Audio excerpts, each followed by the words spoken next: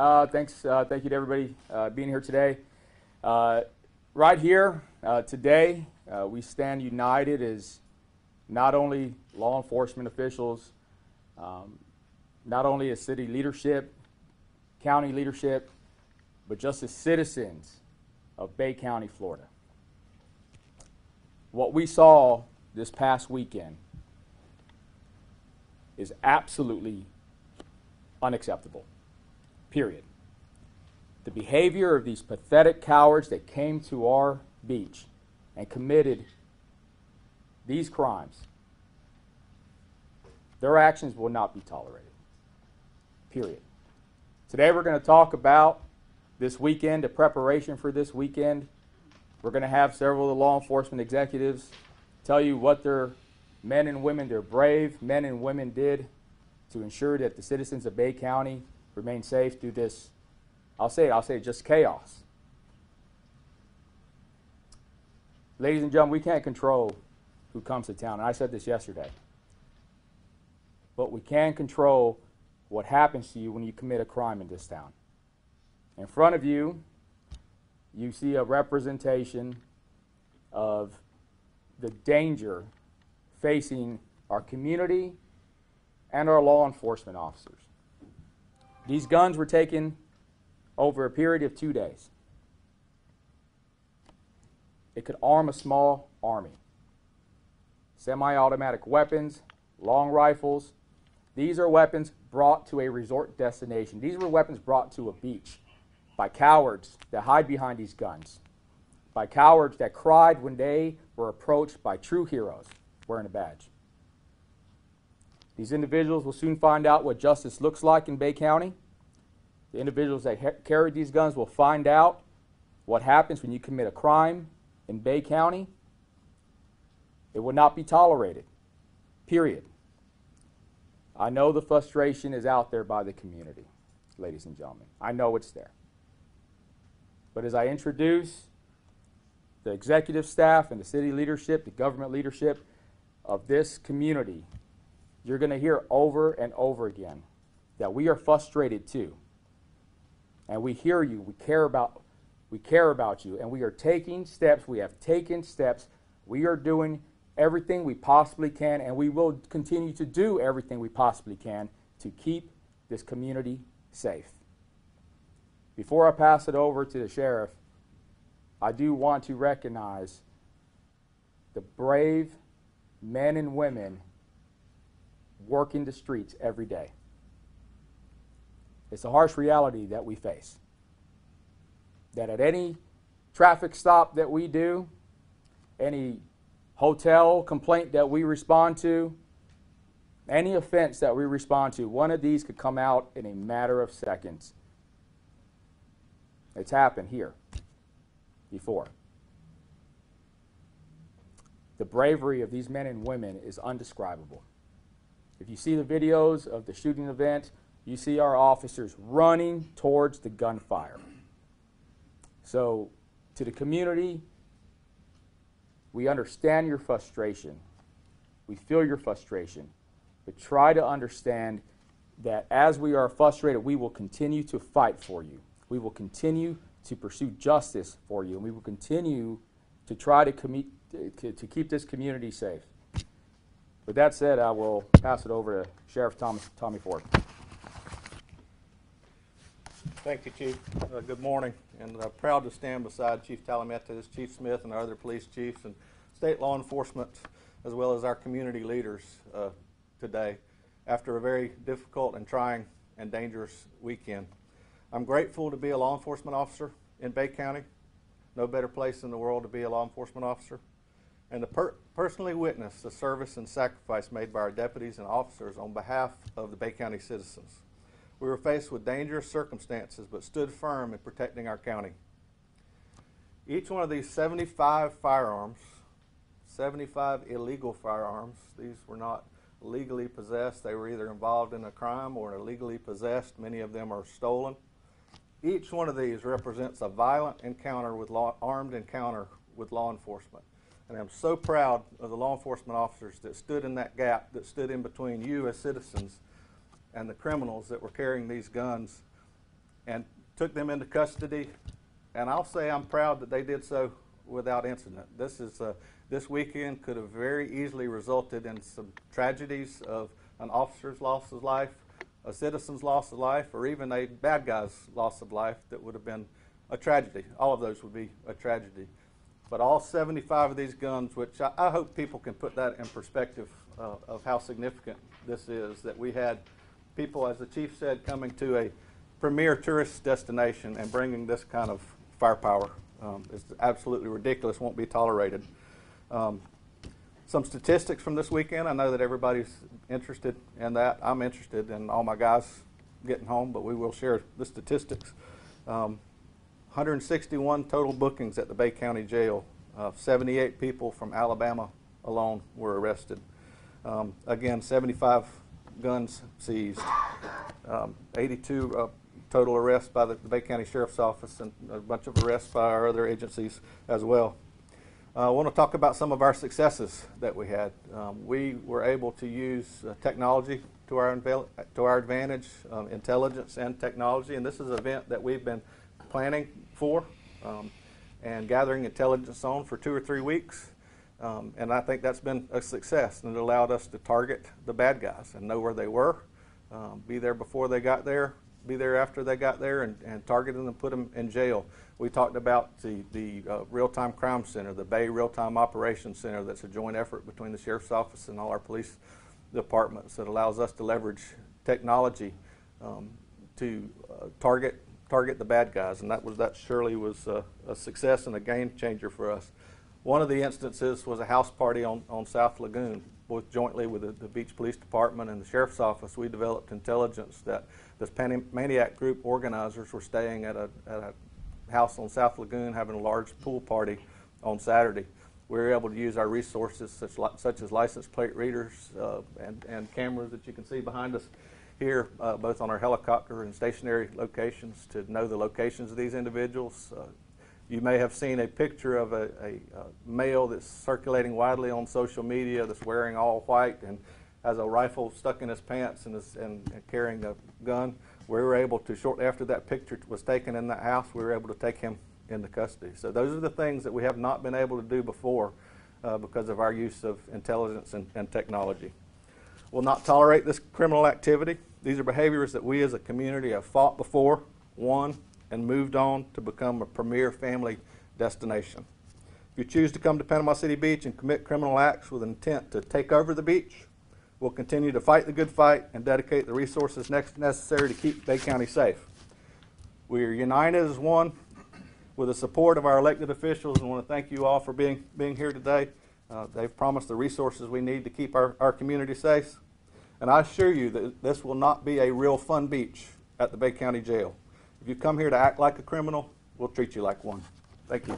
Chief Smith. Thank you, everybody.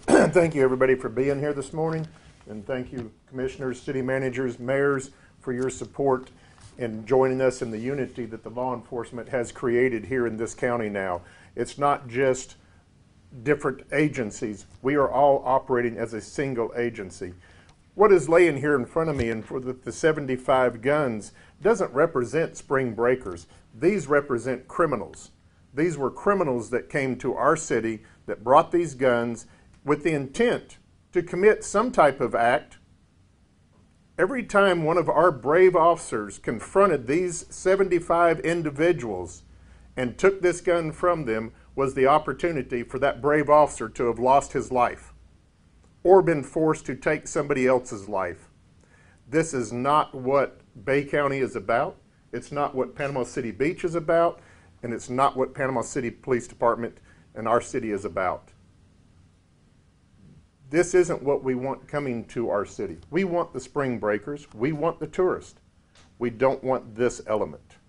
The element that brings this is not the element that's desired in our city.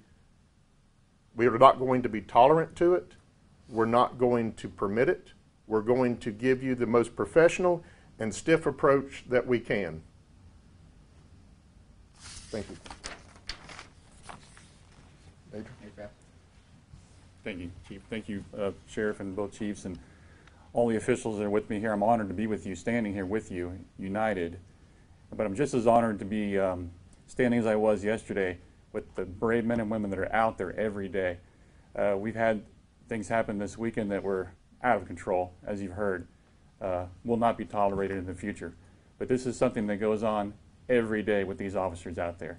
And I have a responsibility, not only in this community, but across the Western Panhandle and the state. But the Highway Patrol, we're here to support the communities. And this community especially has been through such hardship.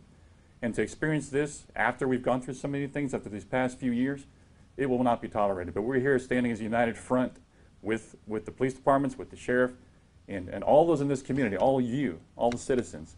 And just to assure you that there's a lot of things going on behind the scenes. We have the resources necessary to take care of what needs to be taken care of. And we're here to make sure that you're safe. Thank you. Mayor. Good morning. I just want to reiterate what everybody else has said. If you come to Panama City Beach, if you come to Bay County and you create a crime, I hope these folks can get to you and arrest you. Bottom line, we will not tolerate bad behavior in Panama City Beach in any way, shape, or form. If you want to come here and be a bad person, you picked the wrong place. Sheriff Ford said it right. It's not going to be a real fun beach in the Bay County Jail. I'll promise you that. But what we are is a real fun beach. Panama City Beach is a family destination, and that's not going to change. This was not spring breakers, so trust me when I tell you, this is just a bad element of people who did this. This is a pretty good visual of what was seen this weekend. Our brave men and women were out there tirelessly.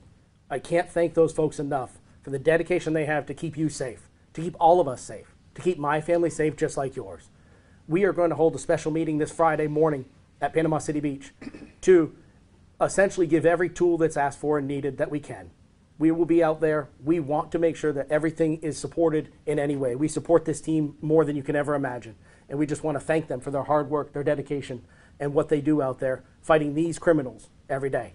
Again, if you're a criminal and you want to have fun, this ain't the place to do it. Find a new home.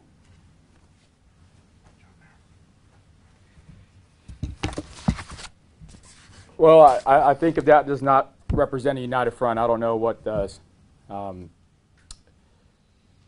Behind you over here, if you guys can see, you'll see pictures of 6 individuals that were taken into custody at the shooting event. Sorry, I don't even have my glasses. Mr. Sanders over here, he was seen with the AR-15 near the shooting grounds. He's currently being held for a gun offense. He is still a subject of the investigation. However, in reference to the shooting, anybody has any questions about the current standings of the investigation, it's still ongoing. Over here on this side, I know there's a viral video floating around about some just disgraceful and undescribable conduct that was occurring at the Walmart in the east end of the city limits. This is Doobie Dog Webster. He's probably as dumb as his name. We have people, Mr. Doobie Dog, already ratting you out. We're going to find you. We're going to hold you accountable for the absolute destruction that you caused in that store. That goes for everybody else that we can identify in that video. If you think you got away with it, you're wrong. We have very, very good detectives. Just because you made it home does not mean you are going to stay at home. Period. A lot of talk about the preparation about spring break. I've talked to the sheriff and the chief probably more than I've talked to my wife over the past couple months in preparation for this event. We've used intelligence gathering, threat assessments, communication tactics. We plan for occupancy. We plan for equipment deployments, strategies that we put in place weeks and months in advance. Understand this is not our first spring break.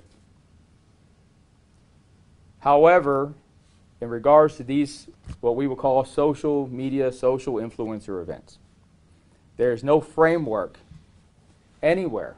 Trust me, we have looked. There's no framework in place to judge how a social influencer or a social media event would impact occupancy in any municipality. One post can go viral, one post can be a dud. It's hard to gauge that. What we saw today, or this weekend, was a social media influencer that had a lot of followers and a lot of people wanting to follow his nonsense. In the future, moving forward, we have learned lessons from this past weekend, as the sheriff would attest to, as well as the chief would attest to. We will continue to develop our strategies in regards to these social media, social influencer events. However, understand there are many municipalities also facing these challenges, and they are also looking into these issues. Staffing. We could only put so many police officers out at any given time because they have to come into work the next day. They have to get at least 1 hour of sleep a day. They have to use the restroom, grab a bite to eat. They're not robots, they're human beings. Trust me, they are as affected about what, if not more, about what transpired out there than the most of the people looking at this conferences are. It pains me to sit up here, and if I sound angry, it's because I am. I'm upset that I have to stand up here. I'm upset that they have to stand up here. I'm upset that I'm looking at all these weapons that we found on my beach. And we're going to do everything we possibly can to ensure something of this magnitude doesn't happen again. With that, we'll take a few questions.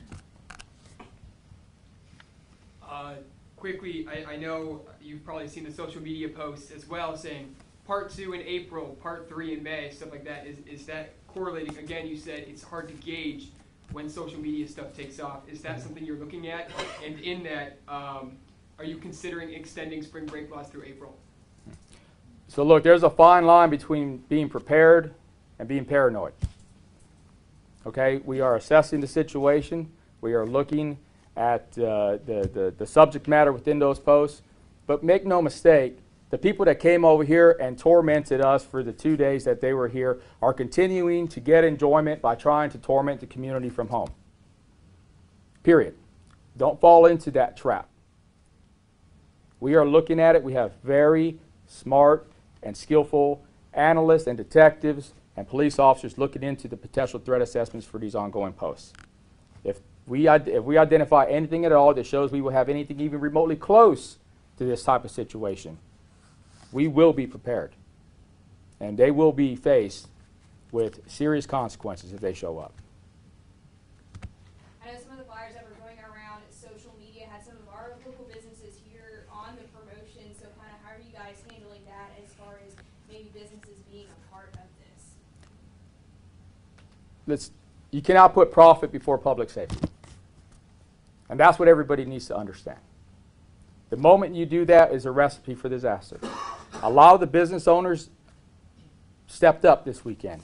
They saved us so much heartache. And without them cooperating and independently closing their doors and help us manage that specific area in which their business surrounded, it helped us manage the crowd and get a hold of the situation faster.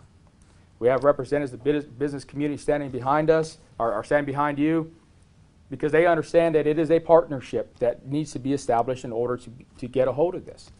And to those individuals that want to cater to people from outside of our area coming here to victimize our community, even after we told them that's what's going to happen, to them I say, well, we might have a conversation pretty soon. Do we know if people with this group are still here, if they're planning to leave, or if more are planning to come? We saw a mass exodus yesterday after the shooting. We stayed out late last night just doing a threat assessment, ensuring that the community is safe. Currently, as we stand right now, it doesn't appear that this specific group is still in town. However, we are on guard and we are still looking. Gotcha. And I know you just said too, there's a fine line between prepared and paranoid, but it's something that's been on people's minds too, especially in the weekends to come. Are curfews on the table following suit? I know Miami just instituted one as well. Is that something you guys are looking at as far as risk assessment? Nothing is off the table, period. I think city leadership, sheriff, our county officials, city management can say that our number one job is to keep the people safe, is to keep the community safe. And that's what we're going to do. In closing, does anybody want to add anything?